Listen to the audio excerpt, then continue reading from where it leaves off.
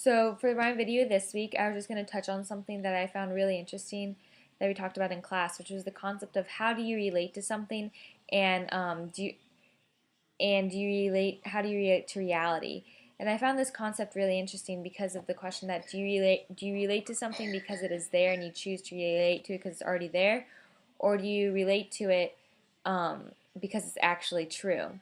And I found this concept important to my life because at or I found it interesting because at certain stages in life there's these realities that are pushed upon people, like are ingrained in society's head, that are supposed to happen. So for me right now it'd be senioritis. Since I'm a senior in the spring term, I'm supposed to be ready to get out of school and not really like my I'm not really doing much in school. Like, this is what is supposed to happen. That's what society ingrains in your head. And then later on in life, you have your midlife crisis that is supposed to happen, or at least society believes it's supposed to happen. So the idea of staying connected with what is actually true and just not being stuck in an abstraction was really intriguing to me, because I started wondering when this was brought up, is this senioritis that I'm feeling, am I only feeling it because I'm supposed to feel it, or am I actually feeling it and that is my true feeling about what I'm having right now? Um, and so the trap of believing in the idea that might not be true was really interesting to me, because, and like the example that Mr. Squires gave was about the idea of climbing up the mountain and trying to reach this I guess reality that's, or something that's not actually true, or that could not actually happen. So I guess you could say the example would be like reaching for perfection and everything be perfect. And so you're always looking up and climbing up this mountain, trying to reach perfection, trying to reach this one goal, and you're focused on it so much that if you get some other disappointment, it could be like the world mean the world to you, and it could seem like everything is falling apart. And that's when you have to remember that you have to become get in touch with reality and turn around on the mountain and look down below you and see everyone that's below you that are still trying to reach the goals that you've already accomplished, and see everything that you've accomplished to bring you back into reality. And also that could, by turning around, you could see also who you could help to help bring up along with you. And so, and I also found this interesting because we related this in class to sports and the concept of sports. And so when you're playing a sport, usually you're not in your head anymore, and you're in touch with reality through your body, which is more true because you better because you get all of those crazy ideas and things that are messing with your mind out of your head, and you can be true just in touch with the game, with what you're playing, your sport, right then and there.